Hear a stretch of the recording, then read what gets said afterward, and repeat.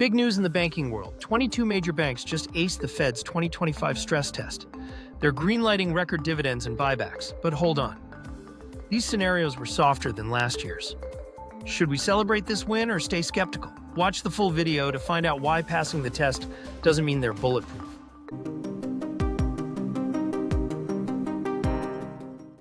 Gary, not to ruin maybe your punchline, but thing number 4, I probably did. Major banks pass the Fed stress test. Does it matter? And Gary, yeah, with that, knowing what happened in 2008, how can we put any trust in this type of stuff? So, Rob, I'm just going to give you a warning. Next time you do that, we're switching seats and I'm going to interview you. You're going to have to explain this stuff to the audience and I'll get to ask the questions. Giving me too many answers here. And we started this show about an hour earlier today. So maybe it was that lack of morning coffee that I had on the West Coast. Now I know what to do, Rob. I'm going to stop sending you an advanced version of the written edition of the 5 things, right? Yep, you're going to have to do this live. All right. So major U.S. banks face the Federal Reserve's 2025 stress test. That sounds stressful, difficult, right? And those tests, they check to see whether the banks have sufficient capital to withstand a severe economic recession. Well, we have sort of good news. All 22 banks remained above the required capital ratios. Everybody passed. A's for everybody, right? Let's have recess outside. Here we go. Yeah, it's very interesting how that works. Yes. Immediately, all of the big banks did exactly what we would have expected them to do. They increased their dividends. They increased their stock buybacks. Okay, that's fine. However, there are a couple of things that jump out. One, the test this year was less intense than last year's. I find that kind of surprising. Now, remember, just a week or two ago, we were talking about the fact that banks are increasing their loan loss reserves because consumer credit has been weakening, right? We have more people under financial stress. So if the banks are increasing their loan loss reserves because of weakening consumer credit, why in the world is the stress test easier, right? That strikes me as kind of nutty. The next thing is, this is really important. The scenarios that they outline for the banks to pass these tests are hypothetical because of course they are, right?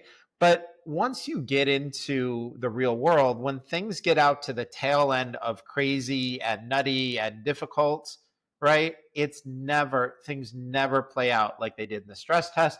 And so, before 2008, banks passed similar tests. That was the thing you were pointing out, right? Well, so banks passed the hypothetical test in 2008, but when the real test came, they crumbled. Banks went under. You had Lehman going under. You had Bear Stearns collapsing and being bought for, I think it was $2 a share. And a bunch of the banks got bailed out. So, Morgan Stanley and Goldman Sachs had to switch to a banking charter, and so with different capital requirements, like the whole thing was a giant disaster. So basically, the headline was all banks passed the stress test.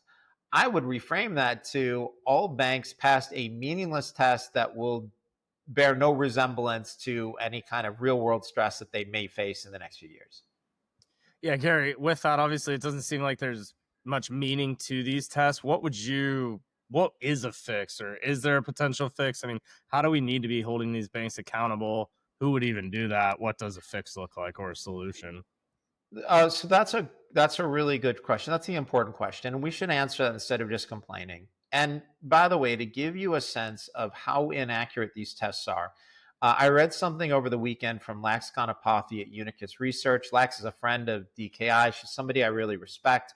And she pointed out that because the banks passed these stress tests saying you have enough capital to operate, the banks were then allowed to operate with less capital and use that money for dividends and stock buybacks. Now, I'm not against dividends and stock buybacks. I think that's great. But the point is, they said your capital was up here, so you've passed. So now you can operate with your capital down here. Wait a minute. So the banks are operating with less security than they had to pass the stress test.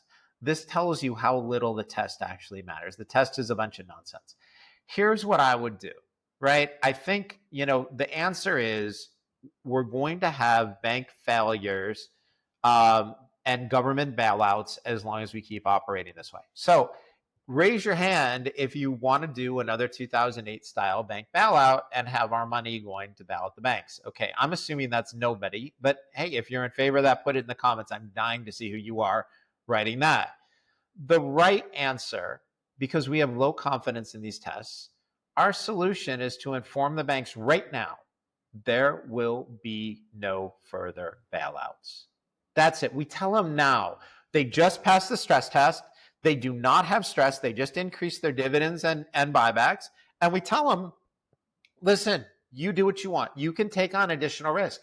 You can pay dividends. You can buy stock back, but your shareholders are taking that risk with you.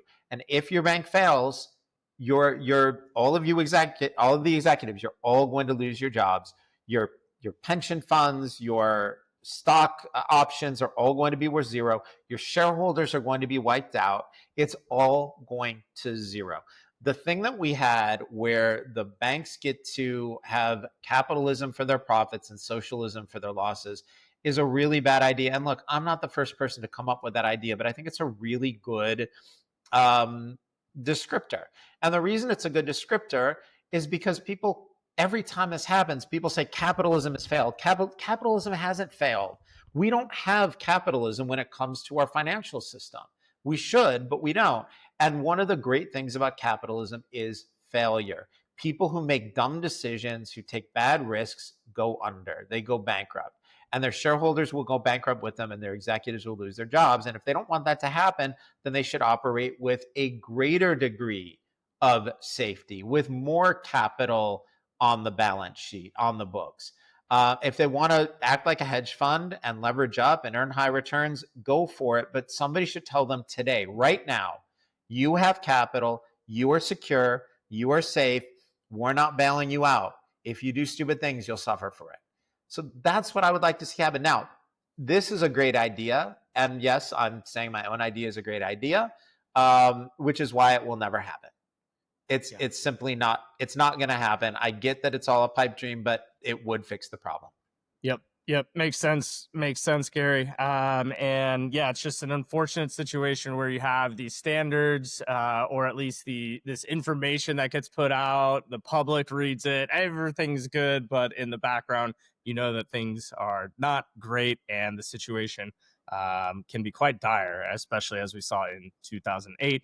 Gary provides a great recommendation, but as we know, logic is not always the way things are done in these systems. Gary, we're going to wrap up with our educational topic. Before we do, please head over to deepknowledgeinvesting.com, grab a free subscription. You'll be added to our email list that will send out the 5 things in written version to you each week, as well as any other content that's being posted on the blog.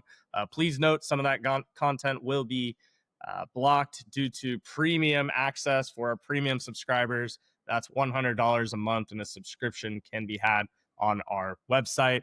Head over there. You can also use our Ask Gary feature, send in a question to the show, or if anything, please just follow along, leave us a comment if you disagree.